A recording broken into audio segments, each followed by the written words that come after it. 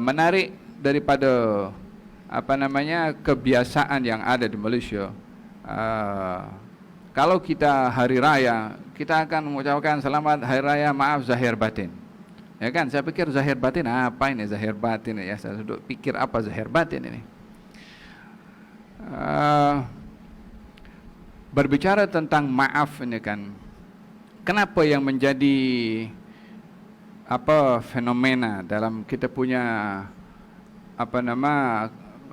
kebiasaan di Nusantara ini, kalau hari raya maaf zahir batin. Akan mungkin hal ini kita tidak melihat di negara-negara lain. Kalau hari raya al-afu zahiran wa batinan, tiada macam di negara-negara Arab tak ada seperti itu.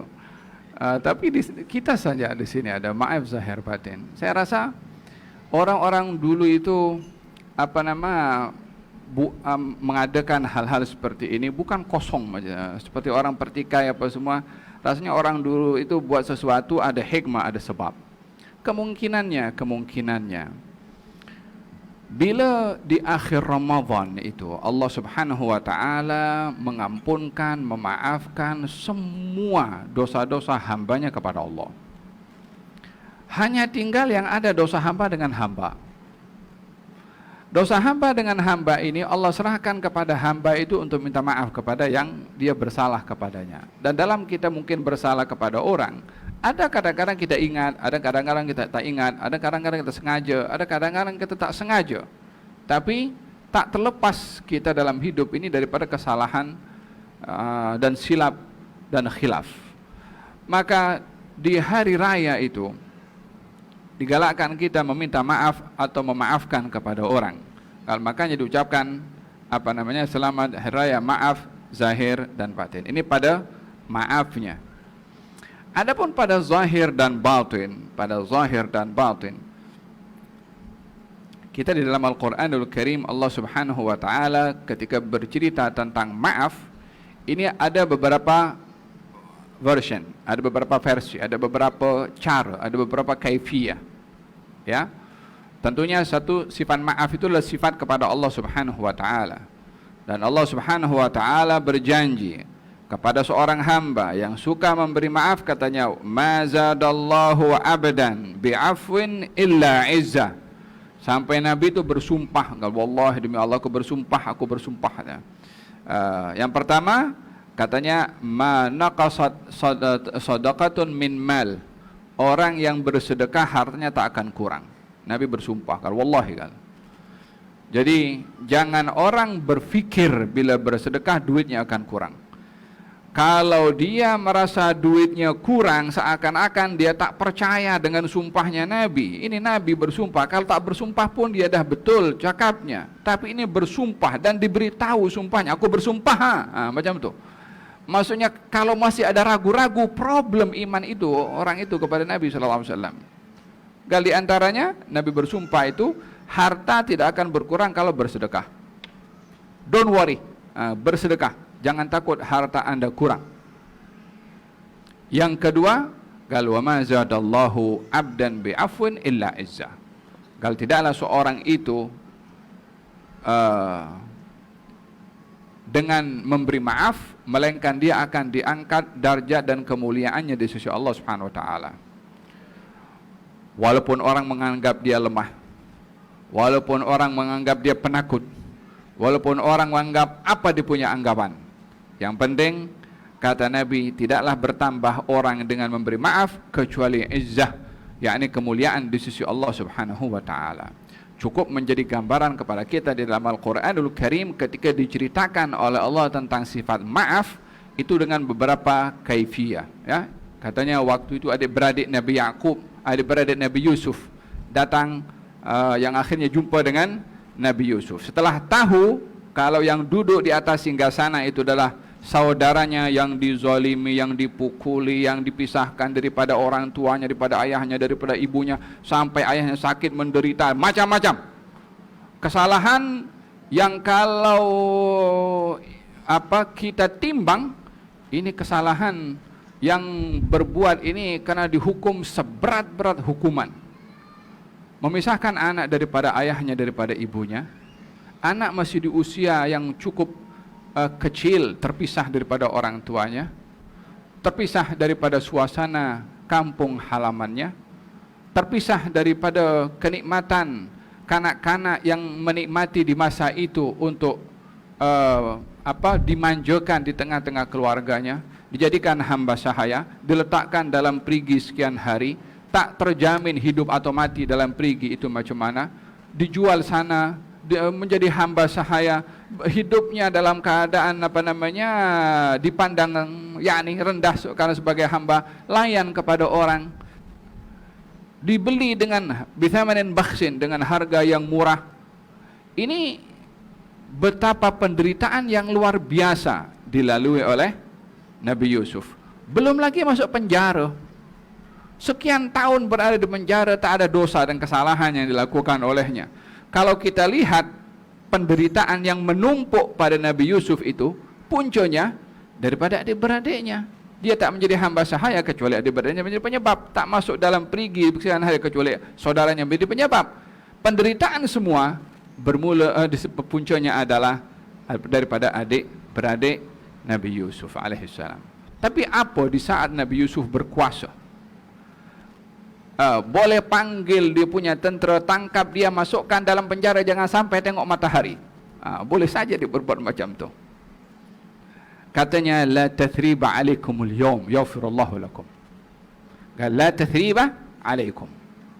Tathrib dalam bahasa Arab itu ta'yib atau ta'yir atau ifsad. La tathriba, tiada bagi kamu wahai saudara-saudaraku aib. Yang dia pisahkan daripada orang tuanya, yang diletakkan dalam perigi sekian hari, yang dijual sebagai hamba sahaya, yang dipenjarakan sekian lama. Bukankah itu kesalahan semua kan? Yang penyebabnya itu daripada saudara-saudaranya.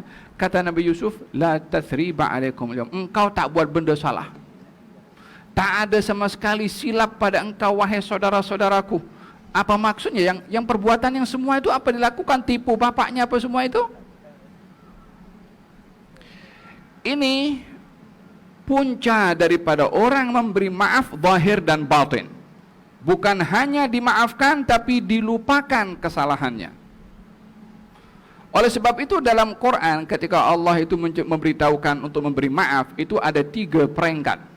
Ada perintah beri maaf, ada perintah beri maaf dan lupakan salah, ada perintah beri maaf, lupakan kesalahan, doakan orang yang bersalah. So ada 3. Masing-masing pilih mau berada di mana. Tentunya pada setiap peringkat ada balasannya. Dia pilih yang mana, dia dapat balasan itu. Oleh sebab itu dalam Al-Quran perintahkan wa'fu wasfahu, maafkan dan juga isfahu. Apa itu isfahu katanya? Ahli tafsir mengatakan maafkan itu tarkul muakhadah, meninggalkan hukuman kepada orang bersalah. Okey, ana tak hukum enta, ana tak tuntut enta. Itu maaf, tapi dalam mungkin geram, dalam mungkin jangan tunjuk muka depan aku. 7 turunan aku tak tengok kepada engkau kan. 7 turunan pun kadang-kadang kau geram kan, turunan pun bawa kena sekali. Walaupun turunan tak buat apa, dia pun belum tahu punya 7 turunan atau tidak. Tapi kan bahasa emosi itu kan. Kalau katanya la wasfu wasfahu, maafkan dan lupakan. Maaf itu hak kepada orang yang bersalah. As-safhu, hak kepada orang yang disalahi untuk tidak menyimpan penyakit yang namanya benci dendam tersimpan di dalam hati walaupun sudah dimaafkan orang itu. Jadi dalam hal ini maaf zahir batin ini, dalam kita punya istilah ini ada makna yang begitu dalam. Nah, ini bukan sembarang. Tadi apa itu lupakan sengketa lama kan lagunya itu. Lupakan sengketa itu kan wasfahu di situ. Wa'fu wasfahu. Tapi jangan lagu saja, karena mesti praktikalnya ada. Maaf dan lupakan kesalahan orang lain. Walihada tidaklah orang itu bertambah dengan memaafkan kecuali mulia di sisi Allah Subhanahu wa taala. Ambil daripada suasana hari raya ini untuk lupakan sengketa lama, maafkan kepada orang yang bersalah, buat lembaran baru dalam kehidupan ini. Katanya di dalam Al-Qur'an, ketika orang itu disuruh menjadi orang yang pemaaf, bukan kun afuwan, jadilah kamu pemaaf. Katanya khudhil afwa, katanya ambillah sifat maaf itu. Yani kalau orang mengambil itu kan sesuatu boleh diambil, barang dan itu bergantung. Kalau barang itu boleh diambil dengan tangan, ya kita pakai tangan. Kalau barang itu tak boleh diambil kecuali dengan kren, ya kita ambil dengan kren. Tapi ada benda yang diambil. Tapi maaf mau diambil macam mana? Khudhil afwa, ambillah maaf itu. Maksudnya apa? Berat orang itu nak jadi pemaaf, tapi jadilah kamu pemaaf walaupun menggunakan apa saja untuk kamu ambil itu sifat maaf, walaupun cabarannya besar. Khudhil afwa, jangan ambil yang lain. Kalau kamu ambil yang lain, dendam ke, marah ke, 7 turunan tadi itu ke, khalas, al khasara alaika, kerugian kepada orang itu sendiri. Khudhil afwa wa'mur bil urfi wa'arid 'anil jahilin. Kalimat ini dibacakan oleh seorang bernama Uthman ibn Hunayf di hadapan Sayyidina Umar bin Khattab radhiyallahu anhu. Kalau ada seorang datang kepada Sayyidina Umar, namanya saya ingat Aqra bin Habis atau Uyainah, datang kepada Sayyidina Umar. Jadi orang tengahnya siapa namanya? Uthman bin Hunayf. Katanya, aku nak jumpa dengan Amirul Mukminin Umar. Kata, apa ada hajat aku dengan Amirul Mukminin? Bawa jumpa dengan Amirul Mukminin. Karena orang tengahnya Uthman bin Hunayf diberi ruang oleh Sayyidina Umar bin Khattab. Jumpa. Gal, apa hajat kamu? Kata Sayyidina Umar mengatakan kepada Uyainah atau Aqra, katanya, ya Amirul Mukminin, kamu ini tidak adil. Kamu kalau bagi-bagi ini kedekut sangat. Wih, direct dia cakap macam tu kepada orang nomor 1. Orang yang dikenali kegairahannya, yang orang bercakap dengan Sayyidina Umar itu segan, sehingga dalam hadis syaitan pun segan nak lalu di lorong yang dilalui Sayyidina Umar. Ini orang kecil, dia boleh bercakap begitu kepada Sayyidina Umar bin Khattab. Naik merah Sayyidina Umar bin Khattab dengan kata-kata Uyainah, sementara di sampingnya ada Uthman bin Hunayf.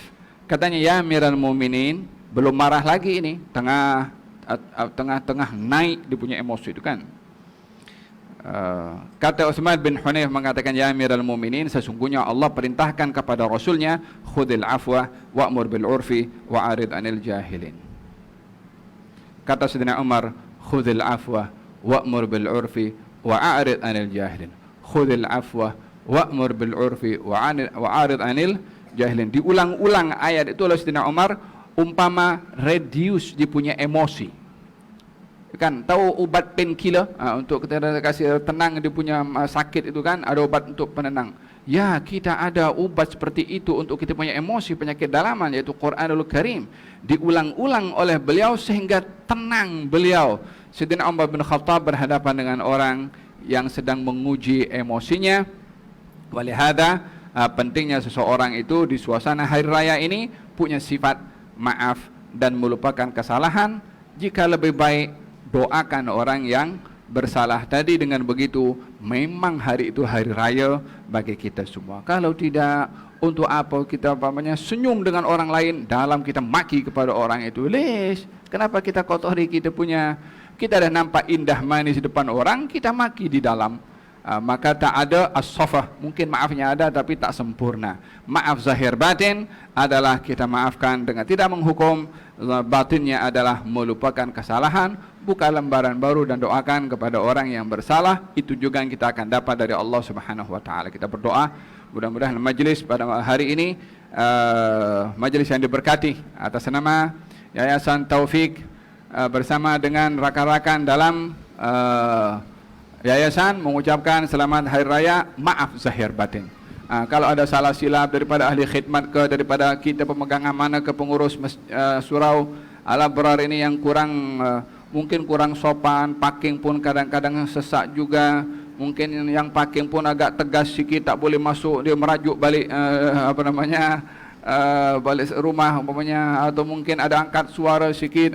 Bagi pihak mereka mohon maaf zahir batin. La tathriba alaikumul yawm. Khalas, tak ada marah-marah lagi ya. Tapi jangan marah pula ke depan nanti ya.